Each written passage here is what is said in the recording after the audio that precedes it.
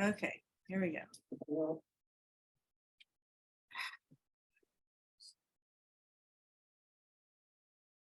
Where's my thing?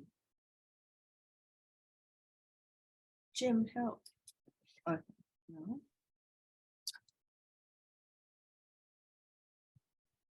You want to share the screen, Jane?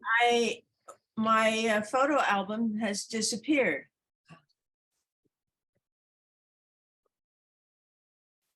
So I'm going to start again. No. Ugh, fuck. There it is. Okay.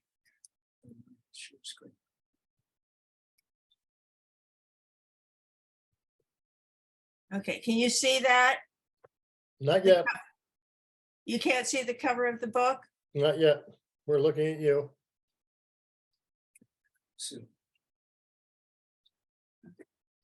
Close. Why is this not share screen? Share screen. But why is my photo album not showing up? I'm sorry. It's okay. I practiced getting know you did. images from my photo album so many times, and now at the moment it disappears. When you hit share screen, Yeah. it should give you an option to select something. Yeah. And is it already called up on your desktop? Because you can just hit desktop and then your whole desktop will open up.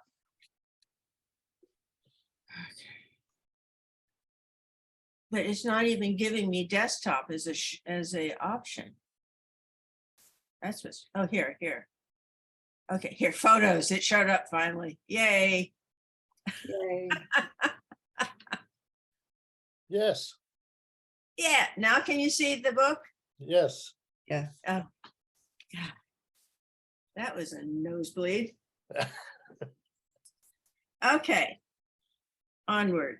Okay, this is my first book entitled Urban Anomalies.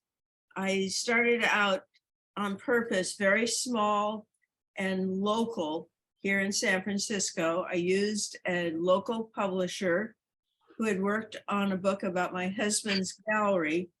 So I knew him and trusted him. And that was really important because he was great with paper choices and respected my wanting the images to be warm instead of icy blue in the book. There's two versions of the book. There's a 10 by 12 inch unlimited soft cover book with 45 images. And this is more documentary in feeling. And then there's a 12 by 18 inch hardcover signed limited edition version using heavier paper. And this has a short essay about the work by Michael Palmer, who is a well-known poet who lives here in San Francisco. Okay, next image.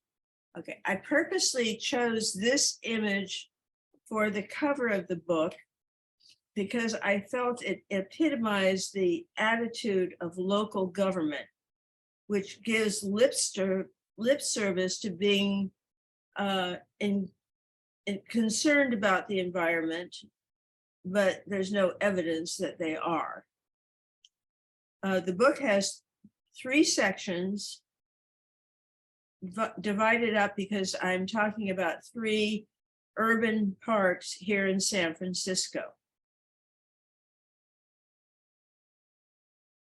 The first park is Heron's Head. And this decrepit old pier was the impetus for this series. I thought it was beautiful and mysterious and wanted to know where my friend, who's a photographer, shot it from his kayak. He shoots at dawn out in the bay, the San Francisco Bay. his directions led me to Heron's Head, which is supposedly a migratory bird sanctuary. Once I got there, I was fascinated but appalled. The sanctuary was, before man took over the world, a vast wetlands marsh on the shore of what became San Francisco. There's now less than 1% left of those wetlands. And the government allowed the garbage company to build a facility right here at the sanctuary. Not a good sign. The first time I went to Heron's Head, it was during a king tide, and waves were washing over the path I was walking on, and garbage and old timbers were floating in the water. The fence to protect the birds was underwater, as you can see. It was creepy. It was scary.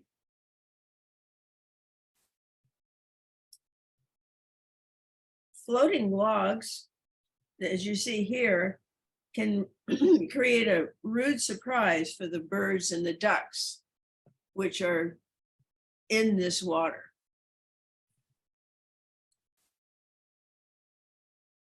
The sanctuary is adjacent to public housing and cement factories. So there's a lot of human activity and pollution. And the air around the cement factories is really awful.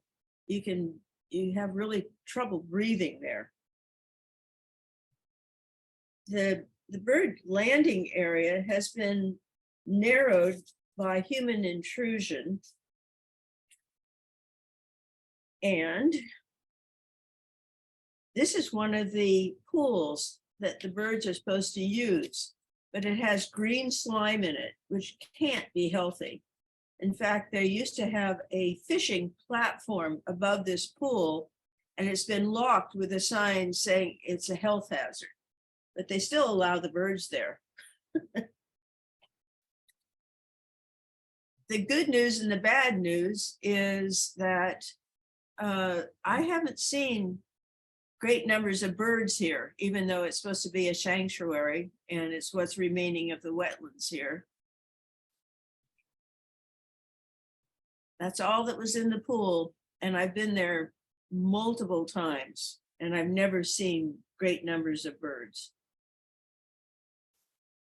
That said, I think that Heron's Head is a fascinating place visually. This is the Bay Bridge in the background, and these are the ships that go into the bay and beyond for offloading goods. This is the garbage company again, but I love the parallel lines in this one. The next park is also a wildlife sanctuary. This is the entrance to the wildlife sanctuary. This is called Warm Water Cove. I think it should be called Warm Stinky Water Cove. The nickname for decades has been Toxic Beach. This, as I said, this is the entrance, and the sludge below has a sunken car and an egret picking for food. I don't know why that green square is there. That's something to do with the computer, not my printing.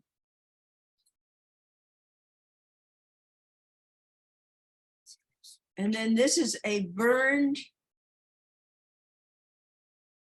pier that's been this way for decades, and the city has never done anything about it.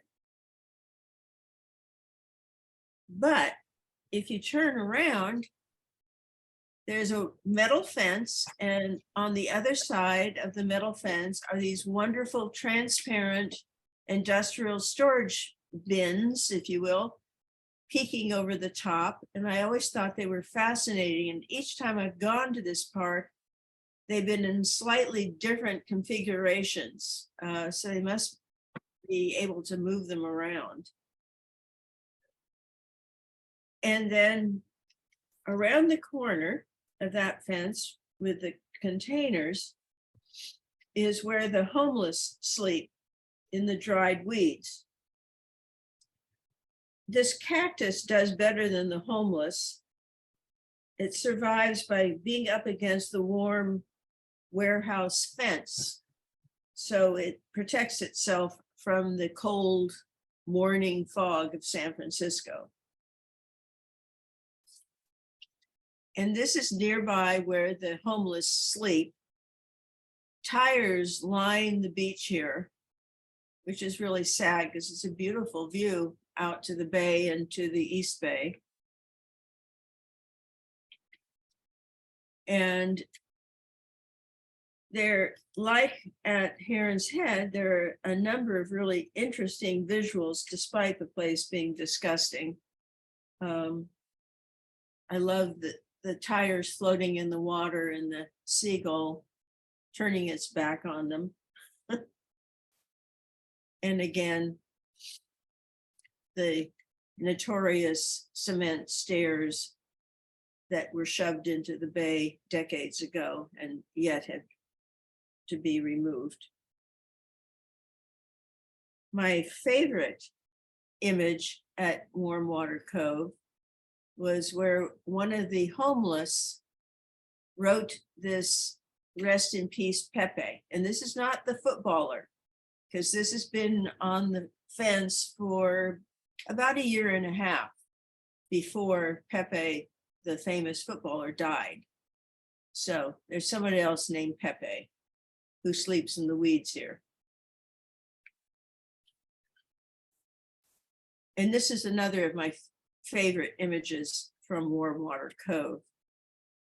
These ropes that I don't have any idea what they're for, all lined up on the gizmo behind the metal fence, and then the t-shirt caught in the concertina wire. And that t-shirt has been there for over a year. Every time I've gone, it's still there. But despite all this sort of disgusting neglect, some nice person created this little sanctuary for the local stray cat that lives on the beach and no one can catch. And someone put out a little feeding station for the cats and the 2 resident Canadian geese that never migrate away. I guess they like the free food. Okay, these 2 wildlife sanctuaries are in stark contrast to the third park, which, like Heron's Head and Warm Water Cove, are on the southeast industrial shore of San Francisco. This third park is called Crane Cove. The reason being that this slipway was where ships in World War II, most importantly, were launched. And this created lots of jobs and opportunity and money for the city of San Francisco. You know, it's obvious that the local government, like probably all governments, cares more about the military industrial complex than about the wildlife that inhabited the bay long before the Europeans came and exploited the land. Before the Europeans, the Ohlone Indians lived in harmony here with the animals, but this certainly isn't the case now with our population. This again is the slipway and one of the 2 cranes that guided the ships out to the water. and these funny concrete blocks that are in the middle of the slipway. And this is one of my favorite images, the interior of one of the two cranes.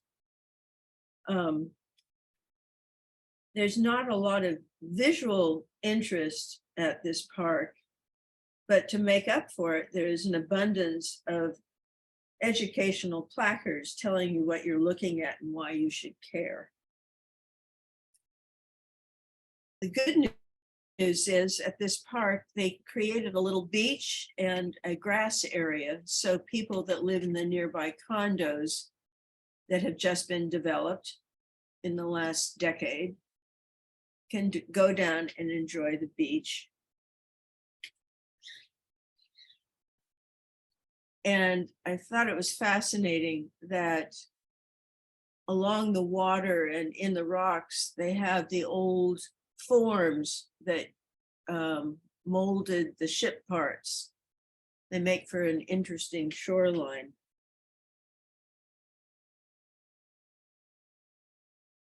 This is more of right at the beach. And it's interesting to sort of psychologically block out what surrounds the park. They put up this very expensive black painted cyclone fencing, I guess, so you wouldn't notice what was behind.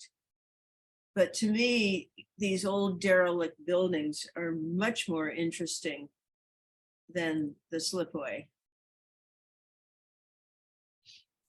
And I think it's ironic that the seagull is on the other side of this fence. He's free and we are not. So I'm gonna stop sharing. So as I said, I started out small and local with this, my first 2 books, and I used a local publisher who I knew and liked. The upside is that we work really well together. The downside is that he doesn't distribute. And he doesn't help place the books. So I'm hoping to get better at distributing books myself. And I hope to get a different, more proactive publisher on my new project about the Great Salt Lake, Mono Lake, and the Salton Sea. And that hopefully will be out at the end of this year. I've been rounding up scientists to contribute to this more ambitious book. I do have a photography curator writing something for the book, in the book, but I felt I needed science to create sort of a foundation under the photographs to give the book a broader credibility. And I've been really heartened by the fact that I've sent out emails to a number of scientists, and I have 5 who've said that they're interested in potentially writing for the book. So that's very encouraging. I really enjoy the process of putting together the books and the series of photographs that support it. And I'm hoping that with the books, I'll reach a larger audience for my work about environmental issues. So that's it. Very good. Thank you, Jane. Anybody have any questions for Jane?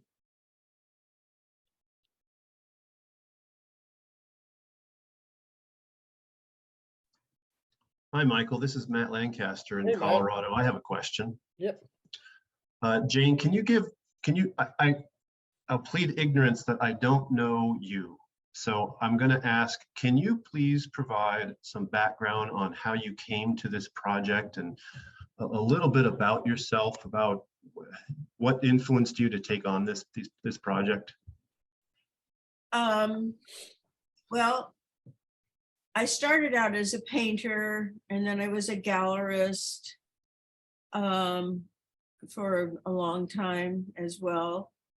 And so I came to photography because of, just being interested in the visuals. And my first gallery job was at a gallery here in San Francisco that represented Ansel Adams and Imogen Cunningham, in particular, who I got to know.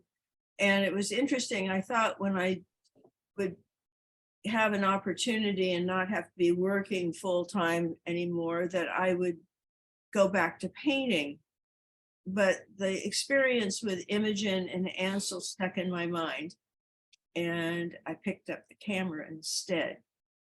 My father was a photographer and my grandfather was a photographer. My father was just it was an avocation. My grandfather was a professional photographer. So that's how I got here. And I guess I'm an old Berkeley liberal. So I like to find issues that I want to speak of and support. So that's why I picked the urban anomalies subject and why I'm doing the Great Salt Lake, Mono Lake, and Salton Sea project. Great, thank you so much. I think we're Instagram friends. Your name sounds familiar. Oh, okay. Well, I will look you up. Okay. I apologize for my memory. Well, there's no reason why you would remember. Ash has a question. Jane, you might find Benjamin, who's in the audience here, you might find his work. Oh, I love his work. But yeah, I thought you might. And yeah, I love his work. And I can't wait to see that book. I know, it's pretty exciting. It's a long time coming, his project into book form. And I put a link in the chat to you, well, to everybody. There's a friend of mine, her name is Virginie Kiplin, and she was doing a project about water, and then she partnered with a writer, kind of like what you're talking about doing, and that turned into an article. So you might find that inspiring in terms of what you're trying to pursue as well. Okay, thank you. Okay, Jane, Ash has a question. You spoke about the subjects of your photographs, and she'd love to hear more about the formal choices you made in photographing these sites.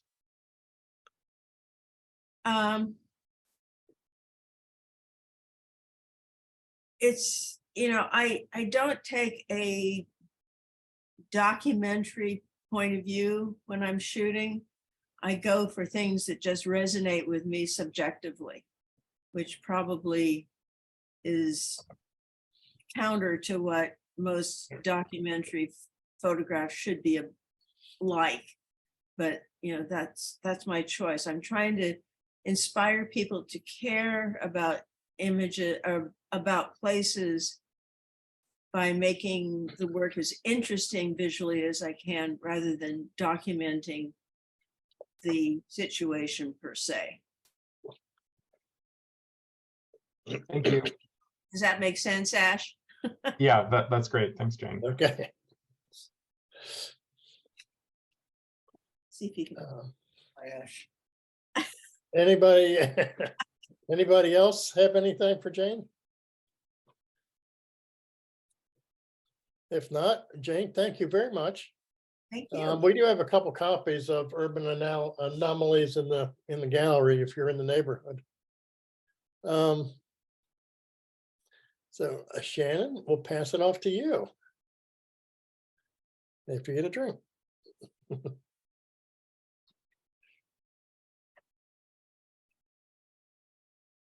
Michael, thank you so much for inviting me to Book Talk. Michael saw my project in September at Slow Exposures, and I really appreciate you inviting me to this. This is a great forum to talk about work and learn new ideas. I might have the smallest book. You had mentioned that you'd had 6 books on BookTalk, and I might actually have the smallest photography book, but that was quite intentional. The book fits in my hand, anyone's hand. And this is a handmade book, and there's 50 of them. And the project is called Controlled Burn, but I'm going to That's share a my great screen. idea. I'm going to share my screen so I can, oh, a couple things. So this is, you can see my screen, correct? Yes. Yeah. Okay. So this is my website, visual64.com. And I'm a photographer and a designer. And I had been working on a documentary photo project for about 5 years. I'm originally from Buffalo, New York, and the project was focusing on a neighborhood that I loved and the people there.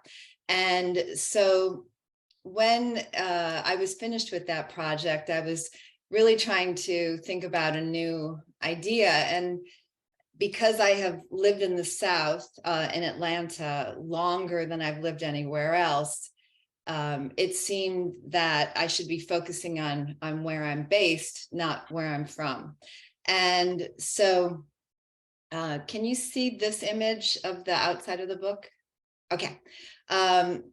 So I started to kind of think about the idea of home and, you know, figuring out where you're from, and is home the place that you've lived the longest, or is it where you're from? And so I started to ask a number of different people in the South, people that I knew, people that I didn't know. And I just said, how long do you need to live in the South till you're considered a Southerner? And I was actually really surprised that the answer was literally always the same. It was a single word, and the word was never. And so this idea that I could live somewhere longer, but that I'd never really be part of it, came to light. And that became the motivation for this project. So what I'm doing in this book is really trying to understand assimilation and the pursuit of home. And so I decided to photograph domestic objects, different common objects that you would find in a house. And when I was creating the book, instead of doing a traditional book, because I was photographing objects, I wanted to make the book an object. And so the book is the size, because it's the exact dimensions of kitchen matches, those larger boxes of matches. And you pull the box out as seen here, and inside is an accordion book. And the accordion book has 20 images in total. And each image I art directed and composed into a still life. And so what I'm going to go through here is showing you some of the photographs of the book, and then some of the images full screen, so you can get a little bit better idea of what they look like. Oop. It's an interesting idea.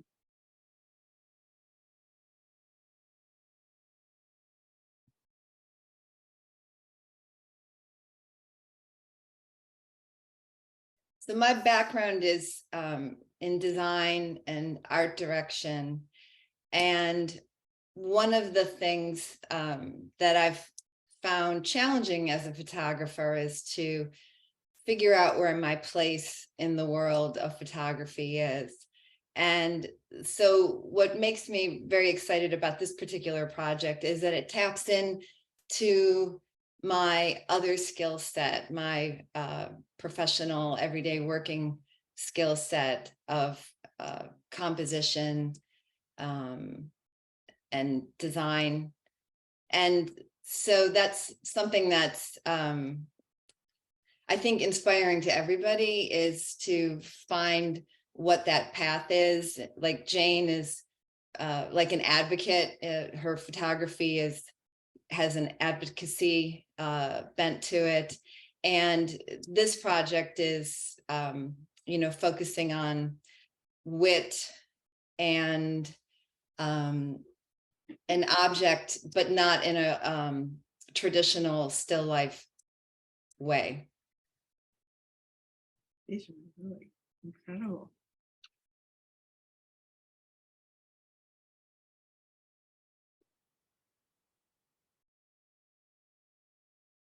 And so this is a photograph of both sides of the book. So one side has all horizontal images, the other side has vertical images.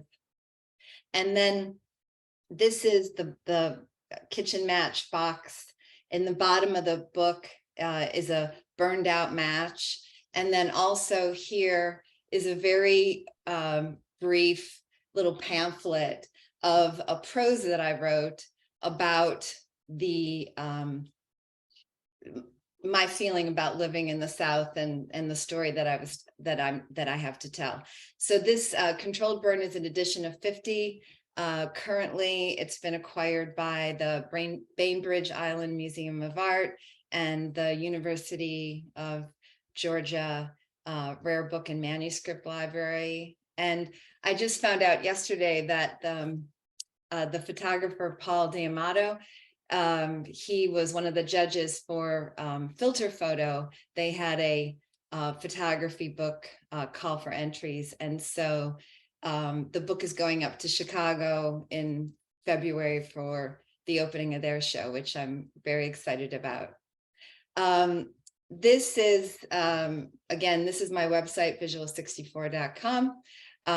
You can follow me on Instagram or message me there.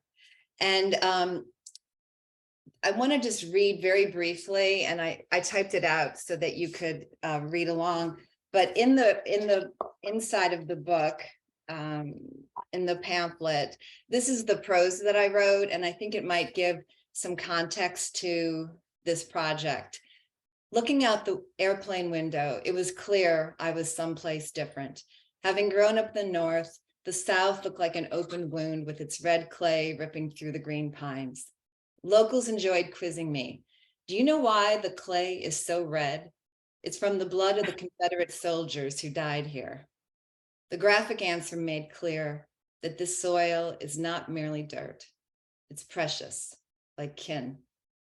The landscape is a dramatic stage, displaying overripe narratives, challenging realism and myth. Along the roadsides, acres of trees have burnt black bases. Farmers intentionally cause the fires to manage undergrowth while the ash fortifies the soil. They call it controlled burn. Controlled burn is also a feeling, the challenge of navigating new terrain with foreign tools, the smolder of bucolic memories confined to gilded frames, and the fester of social and civil justice. Along the busiest street, the artery called Peachtree, 3 men in a green Ford pickup truck drove past me. The one in back raised his arm. Whack! I brought my hand to my head and felt blood. A woman nearby waiting for the bus asked me, what happened? And looking down at the sidewalk, I said, I was just hit by a turtle. It's still alive, but its shell is cracked. She replied, you should take it home and eat it. They're real good. One day my boss told me, you're like a sliced up dolphin in an ocean of sharks. And a few years later, another boss put his arm around my shoulder and said, you're doing a real good job, but you're going to have to learn how to sugarcoat things. You may be right, but you need to say it differently. And in 1987, there was an all-white county, and I joined a protest march. And rumor had it the night before, the local gun stores had run out of ammunition. We walked 5 abreast with arms linked, silent. Our footsteps were the only sound of progress. After 20 years, I've lived longer than anywhere else. And I ask locals now, how long do I need to live in the South to be considered Southern? And their answer is always the same. never. That's beautiful.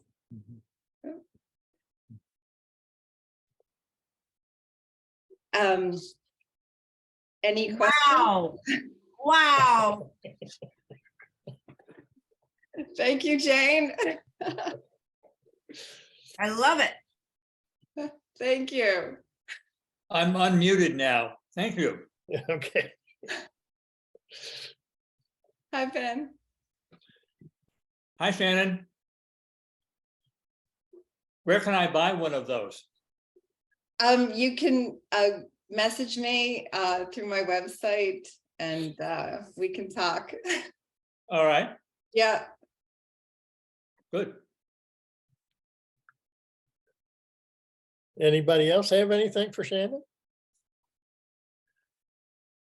Yeah, this is Matt in Boulder. I have a question for Shannon. Yep. Shannon, you mentioned the book is handmade. Is that, did I remember that correctly? Yes. How did you produce 50? One at a time. I know that sounds sarcastic, but I basically, print everything myself on my very old printer here, but I like the quality of what it looks like. After I print it, I mount it to the same kind of chipboard that is used to make kitchen matches. And then I'll make the base of it second and make sure that it can fit inside of it. And then, so I usually make the box part of it first.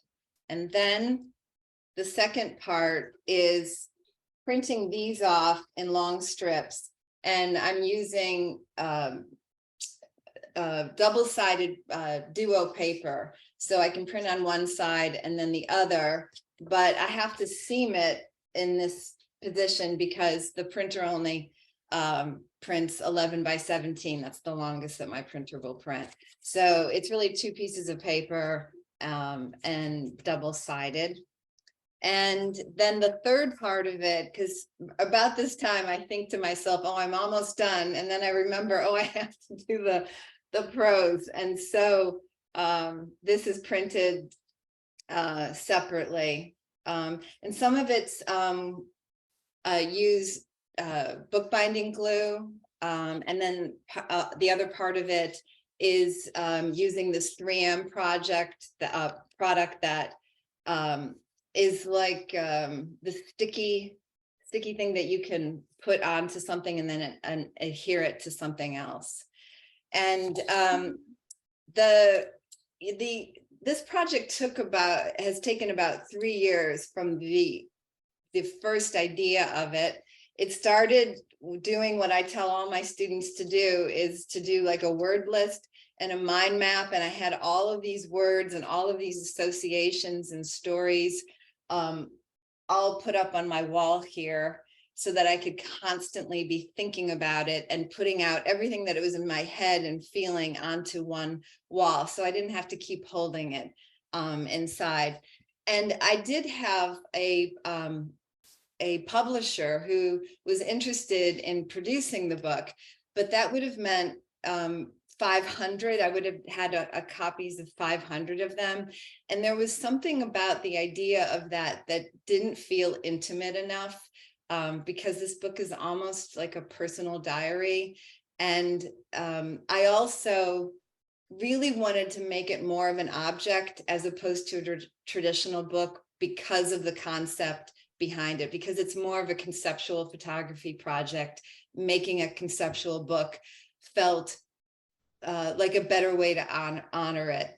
And the part of the reason I did the accordion style was that, when you go and you travel somewhere, very often you'll get a bunch of postcards, and sometimes those postcards are like this. And this is this strange little book that I found at an antique place about the hovercraft, and why you'd want a bunch of pictures of a hovercraft, I'm not exactly sure, but I fell in love with it. And so that was part of the reason I decided to do the accordion style book.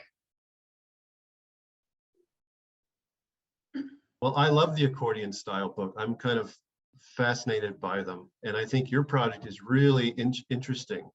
And that you made the deliberate decision to not produce 500, but rather go for something more intimate and small. I'm Michael knows this, I think. I'm taking Douglas Stockdale's bookmaking course through the Southeast Center in another month or so. And I'm already starting to think about what I want to do, but my mind is so open that that's one reason I'm here today, is to see and hear what you and Jane have done with your books.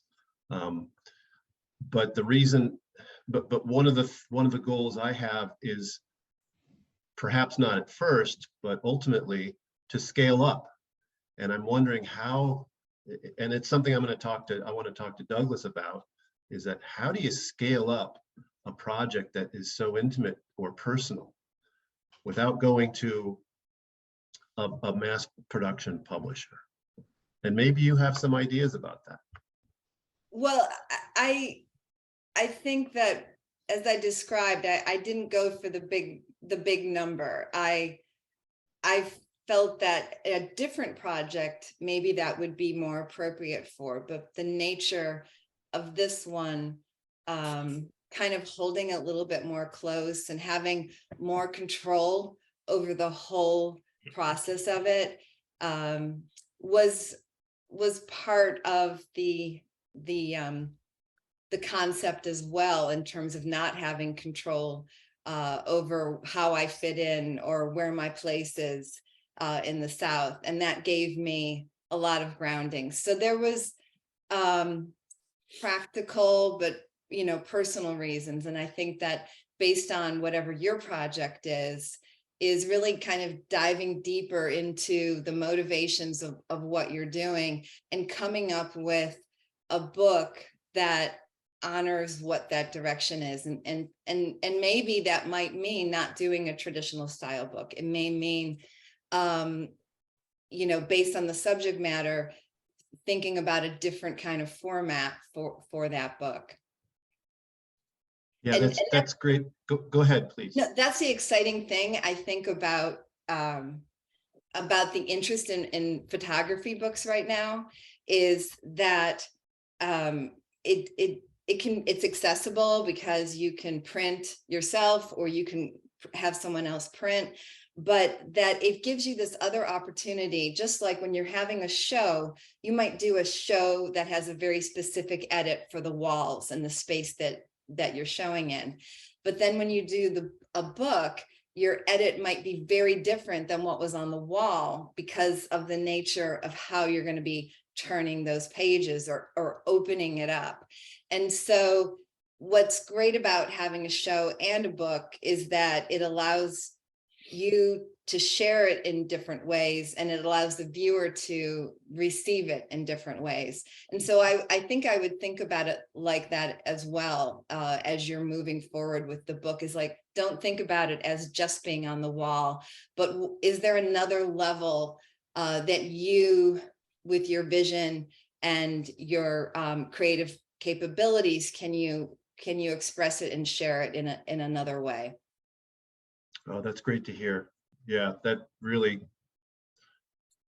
touches my imagination about how I want to do this. And thank you for encouraging me to think what I hear in what you're saying. One of the things I hear in what you're saying is, think about my audience and who's going to be looking at this book, and maybe start to think, how do I design the book such that the audience appreciates it for what it is and for who they are in relation to the project? Because I'm thinking of a local place that I want to explore, and I have photographs of. And so, yeah, who's my audience for that particular project? And this book, we've all heard about, like, a coffee table book, those big lush books that, tell a lot about, whoever the person is that's displaying it. This book is almost, you might not even notice it, or you might think it's a bunch of matches. And so the idea that it's kind of on the like on a side table displayed in somebody's house, and you just kind of come upon it. And the idea of like the action of you engaging the viewer to open it up and to then slowly pull all of this out and kind of experience it, like experience all of my emotions and my stories engaged in this little, encapsulated in this little tiny box. It's surprising, and that's what books can do, is it engages that audience in a different way, so that they are not just surprised by page turning, but they're surprised by, wow, I didn't realize all of this would fit in there.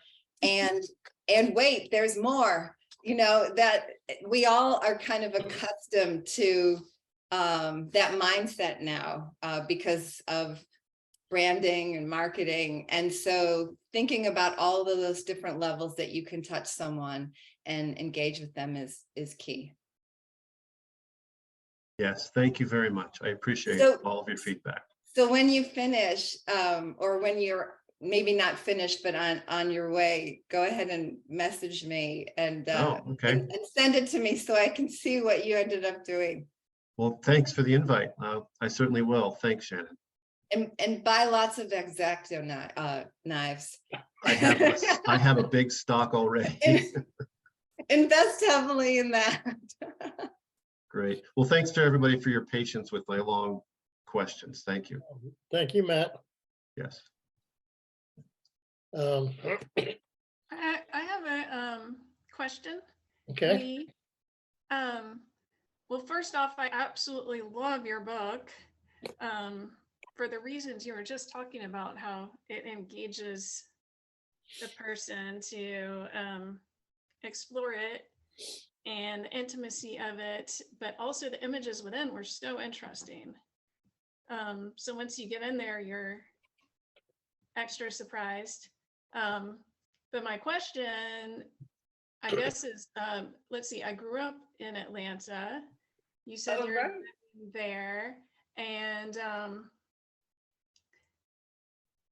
that's crazy, the story about a guy throwing a turtle out of the truck and hitting you on the head. Yeah.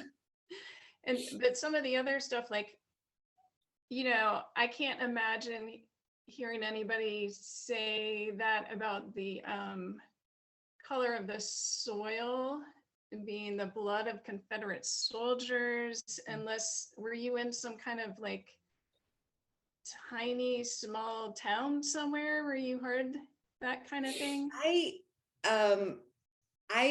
remember the first time I heard it, if you know Atlanta, there's a famous bakery here called Ivory's in Buckhead.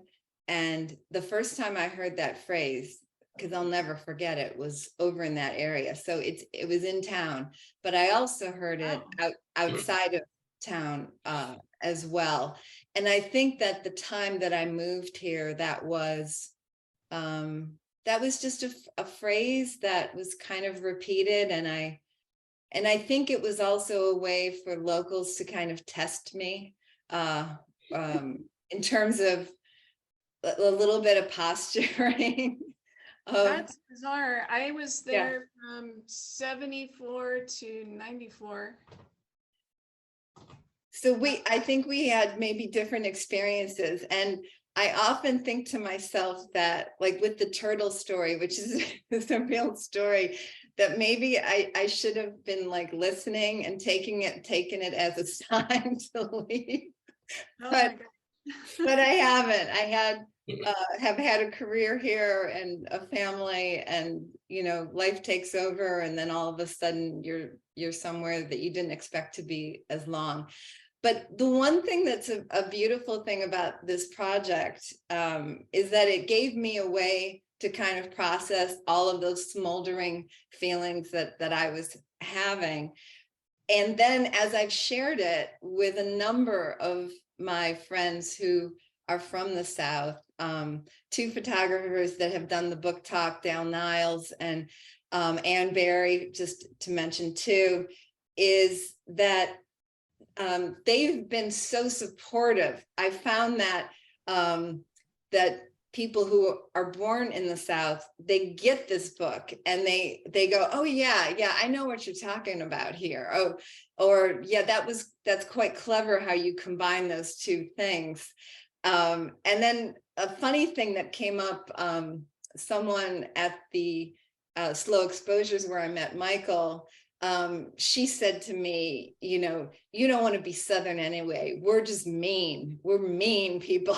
And so she was joking, but kind of serious in a way. And that's what the book is about. There's some serious things, and then there's some playful things, because the Yeah. South is really about both of those things.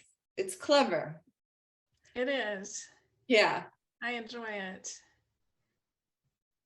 Well, it's nice to meet you somewhere, and then you can appreciate it at a whole nother level than some other people can as well, which is great. Yeah. Okay. Anybody else have anything? Okay, well, we'll call it a wrap for today then. It was a great way to start off this season. Thank you, Jane, and thank you, Shannon. Join us next month on the 18th for our next book talk. And until then, have a good weekend. Thank you, Michael. Thanks, Thank you, Michael. Michael. Bye, Jane. Everybody. Thanks, Bye, everybody. Shannon. Bye.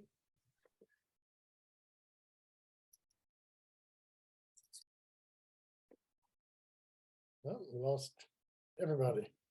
Okay.